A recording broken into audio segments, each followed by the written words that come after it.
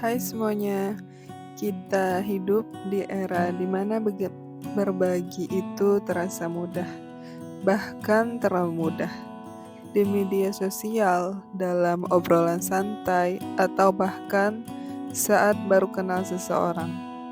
Kadang kita merasa tergoda untuk menceritakan semuanya. Tapi pernah gak sih setelah cerita panjang lebar kita merasa nyesel?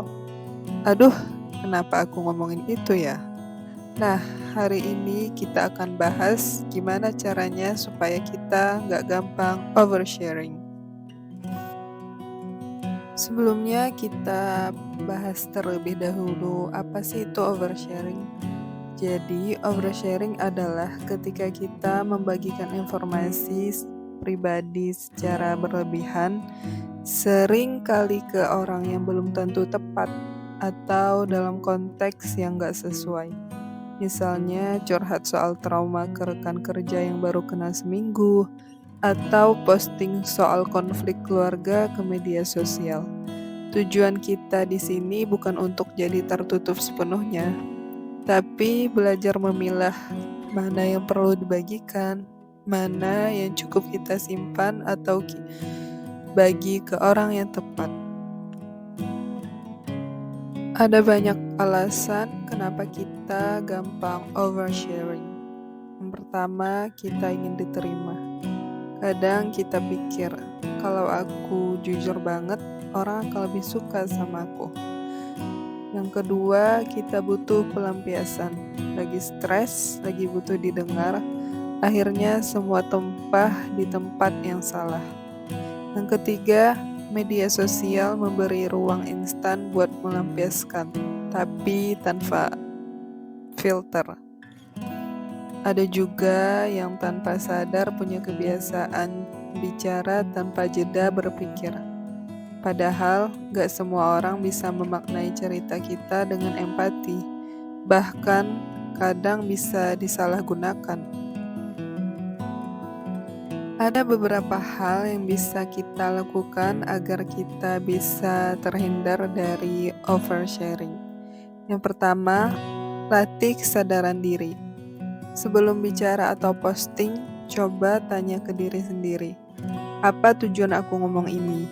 Orang ini cukup aman gak buat dengar cerita ini? Kalau ini dibagikan ulang, apa aku oke? Yang kedua, pahami batasan personal. Buat garis imajiner antara hal yang publik, pribadi, dan sangat pribadi. Latih diri untuk berkata, aku belum siap cerita soal itu, dan itu sah.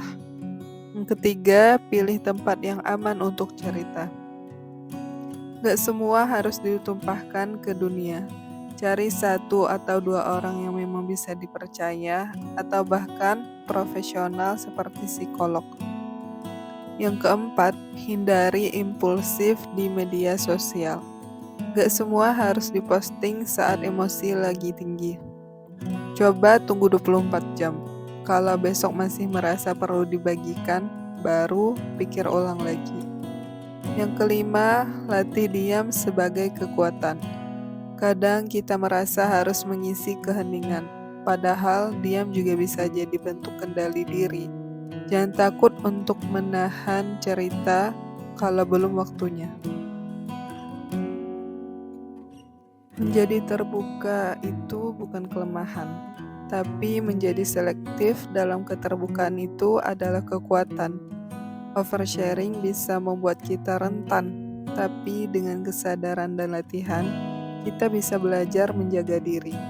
Ingat, kamu berhak memilih siapa yang mendengar ceritamu dan kapan kamu siap membagikannya. Jangan takut dibilang tertutup hanya karena kamu memilih untuk melindungi hatimu.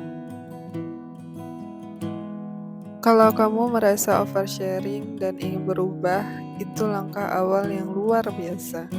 Semoga tips ini membantu. Jangan lupa jaga dirimu, jaga cerita-ceritamu, karena tidak semua orang layak jadi pendengar rahasia hidupmu. Sampai ketemu di obrolan berikutnya.